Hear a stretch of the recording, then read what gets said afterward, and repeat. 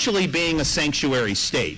Because if these guys can't even communicate with ICE without going Mother May I to agriculture, you are handcuffing the people that are out there trying to keep you safe from the scourge of illegal immigration. They also didn't do anything to stop catch and release. My proposals say you get in the drunk driving is something that I talk about a lot because we have a lot of people who've lost loved ones being hit by an illegal alien drunk driver in almost every instance that I know of. It's not the first traffic infraction that these guys have had. So if they're there, get arrested for DUI under the bill that the leaders passed, they go before a judge and just get released, right? There's no presumption of detention. For us, we don't think that they should be entitled to bail. We think that they should, the default should be that they're detained and then turned over to immigration. Don't just put them back on the street. We also want to make sure that we're very tough on illegal alien voting, which is wrong, and it's not allowed in the state of Florida, and we have prosecuted. You know, no one really dealt with this until I became governor. We worked with the legislature to establish an Office of Election Crimes in the Attorney General's office. And so after the 2020 election, there were illegals brought up on charges who voted illegally in some of these elections on the local level were decided by 50 votes. So it doesn't matter. And some of the illegal aliens said, well, I was told I could vote by someone in like Broward County or whatever. And I don't actually dispute that. I think that's probably true. But the part of the reason why they are able to register to vote is because there's no declaration that you're a U.S. citizen when you register to vote. So we want to put on our forms a declaration where you have to declare under penalty of perjury you're a U.S. citizen. And then if you declare that and you register, then the crime is committed right there, even before you vote. And the reason why that's important is because if you prosecute them after they voted, the vote is going to count. If you get them after they register but before they vote, then we've prevented the election from being infected. Now, the bill that they passed doesn't do what needs to be done on voter registration at all. And I think we got to be very, very tough on that. So you have, and then the linchpin of all this is we want a duty for all state and local law enforcement agencies to cooperate and participate with the Trump administration's efforts. That's what they've called for in the executive orders, and we need to step up there and do it. What the legislature did, they do not impose any duties on any agency to be involved in any meaningful way. They did say you got to, at the jails, you've got to allow ICE to pick people up. That's already the case in Florida in the vast majority of jurisdictions. And obviously I support if someone's in jail that let ICE come and get them. But that is woefully inadequate for what we really need and what I think the administration's called for.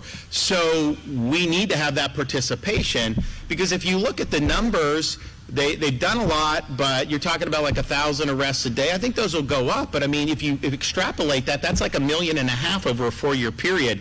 That ain't going to be enough. Like Biden let in 10 million on his own, right?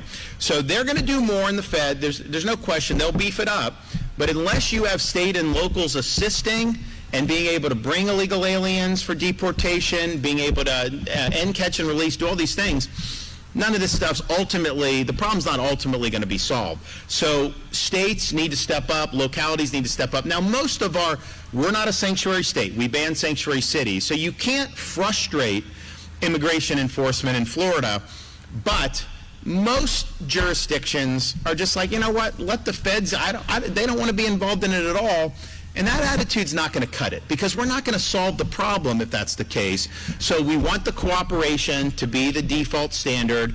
We will provide funding, and we understand that we're not going to detract from doing the normal things that these agencies are doing, but we want to supplement that with additional resources and personnel to be able to assist with this very, very important mission. And the legislature's bill not only doesn't do it, but because the Ag Commissioner has the veto, some of these local agencies, even if you want your local agencies to be doing it, they could say, look, Ag Commissioner hasn't approved me, we can't be involved in immigration at all. I mean, just think about it. You have a criminal alien running loose on the street. You can't even call ICE without going to the Agriculture Department? I mean, it's absurd that that would be the case. So all of this is why the people of Florida have really rejected what the legislature did. They tried to pull a fast one on you. In fact, we were down in Palm Beach yesterday. The representative from down in, I think he's in Delray, Mike Caruso, who's a great guy, he voted against it.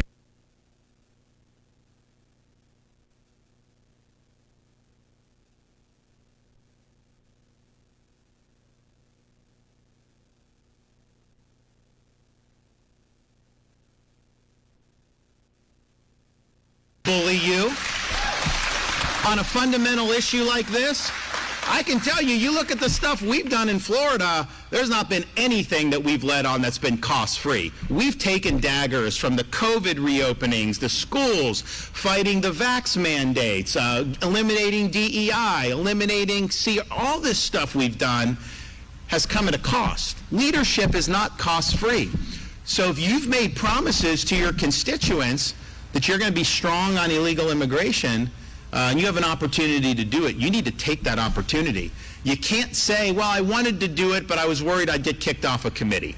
That is not exercising the type of courageous leadership that's going to save this country. But nevertheless, that's what they do. So they tell people you got to vote for this, otherwise we're going to ruin all this stuff. Although, I've also announced, because we've raised a lot of money to beat Amendments 3 and 4 last time. We are now going to do it. I'm going to do it for my successor as governor. We need somebody that's very conservative and is going to keep this going. Because I can tell you, there's no guarantee this keeps going. There's no guarantee at all. We could be a purple state in 5 or 10 years very easily if we don't make the right decision. So we're going to do that. But we're also going to get involved in some of these legislative primaries. Because I just think that if you've campaigned one way and you get up and you do something different, we need to expose that for the voters. And I think it's just... And I think what happens in these legislative races, it's like, like the kind of the leadership will pick who they want in the primary. They'll put special interest money behind them. They all run mailers and commercials saying they're the most conservative thing since sliced bread. Some of these guys were like, had my picture in all their stuff. It's like, so okay, fine. Well, you get in on that, put your money where your mouth is. And I think what we don't, and I totally respect somebody that runs on a different agenda than I've pursued. If we have a Republican that runs on a supposed need to bring in a lot of cheap illegal labor for their donors, if that's what they want to run on and they win and they get in and do that, honestly, what am I going to say? But what I don't want is for people running saying they're putting Floridians first, they're going to stop illegal immigration, they're going to stand with the policies that are strong, and then get in and then do the opposite. That is the problem that we're going to have. So we are going to make sure that we're doing it. But there is just that. So you have a lot of pressure that gets put on these guys to just fall in line. So this bill that was generated, I think it's 75, 80 pages. They got it, and they had 25 minutes to read it. This is Nancy Pelosi. You have to pass the bill to find out what is in the bill. And it's unacceptable. And think about it. Is there anything you would do in your life where you had 75 pages and 25 minutes to make an important decision? Would anybody think that's acceptable in any aspect of our lives? Of course not. So why not allow this to get public view? Why not have people be able to render their opinions? And I think it was because they knew the opinions were going to be very negative. So they just wanted to ram it through.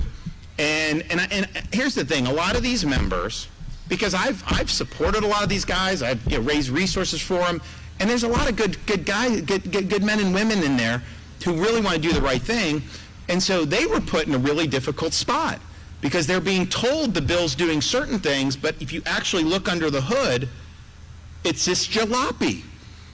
So those members really weren't treated well. And look, I think you guys should talk to your members, House, Senate, in the legislature, tell them what you think on this. But I do think you have people who are who want to do the right thing, who were told that this was doing what people thought that we all wanted, and it just wasn't. And it doesn't excuse it entirely, but I do think there were circumstances where if some of those members were given the option of voting for the strong policies outlined, I think a lot of them would vote for it, 100%.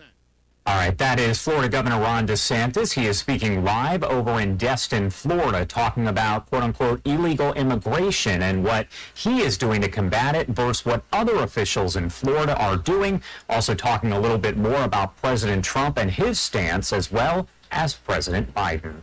11:48 on the East Coast and 8:48 on the West Coast. You have to head to a quick 2-minute commercial break, but a lot more news to get to coming up in... Attention all seniors. This is an important message for all seniors. You can get up to $50,000 for your funeral and other final expenses